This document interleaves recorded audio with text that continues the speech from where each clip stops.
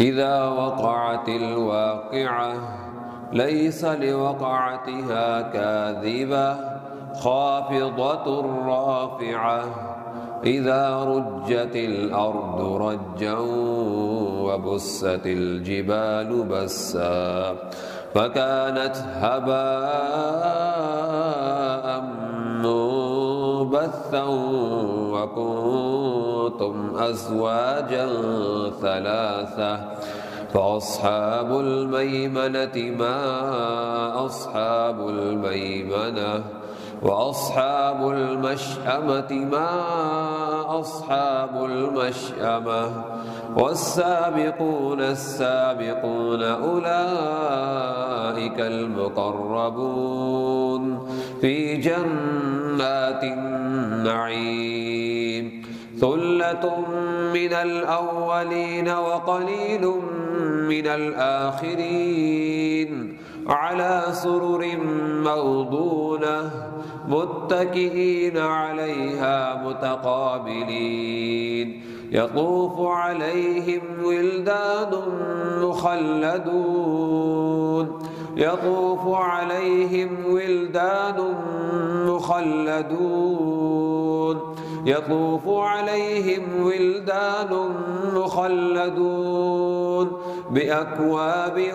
وأباريق وكأس من معين لا يصدعون عنها ولا ينزفون وفاكهة مما يتخيرون ولحم طير مما يشتهون وحور عين كأمثال اللؤلؤ المكنون جزاء بما كانوا يعملون لا يسمعون فيها لغوا ولا تأثيما إلا قيلا سلاما سلاما وأصحاب اليمين ما أصحاب اليمين في سدر مخضود وطلح منضود وظل ممدود وماء مسكوب وفاكهة كثيرة لا مقطوعة ولا ممنوعة وفرش مرفوعة إنا أنشأناهن إن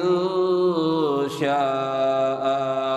فجعلناهن أبكارا عربا أترابا لأصحاب اليمين ثلة من الأولين وثلة من الآخرين وأصحاب الشمال ما أصحاب الشمال في سموم وحميم وظل من يحموم لا بارد ولا كريم إنهم كانوا قبل ذلك مترفين وكانوا يصرون على الحنث العظيم وكانوا يقولون أئذا متنا وكنا ترابا وعظاما أئنا لمبعثون أو آباؤنا الأولون قل إن الأولين والآخرين لمجموعون إلى ميقات يوم معلوم ثم إنكم أيها الضالون المكذبون لآكلون من شجر من زقوم فمالئون منها البطون فشاربون عليه من الحميم فشاربون شرب الهيم هذا نزلهم يوم الدين نحن خلقناكم فلولا تصدقون أفرأيتم ما تمنون أأنتم تخلقونه أم نحن الخالقون نحن قدرنا بينكم الموت وما نحن بمسبوقين على أن نبدل أمثالكم وننشئكم فيما لا تعلمون ولقد علمتم النشأة الأولى فلولا تذكرون أفرأيتم ما تحرثون أأنتم تزرعونه أم نحن الزارعون لو نشاء لجعلناه حطاما فظلتم تفكهون إنا لمغرمون بل نحن محرومون أفرأيتم الماء الذي تشربون أأنتم أنزلتموه من المزن أم نحن المنزلون نحن جعلناها تذكرة ومتاعا للمقوين أأنتم أنزلتموه من المزن أم نحن المنزلون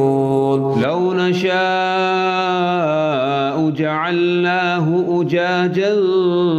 فلولا تشكرون أفرأيتم النار التي تورون أأنتم أنشأتم شجرتها أم نحن المنشئون نحن جعلناها تذكرة ومتاعا للمقوين فسبح باسم ربك العظيم فلا أقسم بمواقع النجوم وإنه لقسم لو تعلمون عظيم إنه لقرآن كريم في كتاب مكنون لا يمسه إلا المطهرون تنزيل من رب العالمين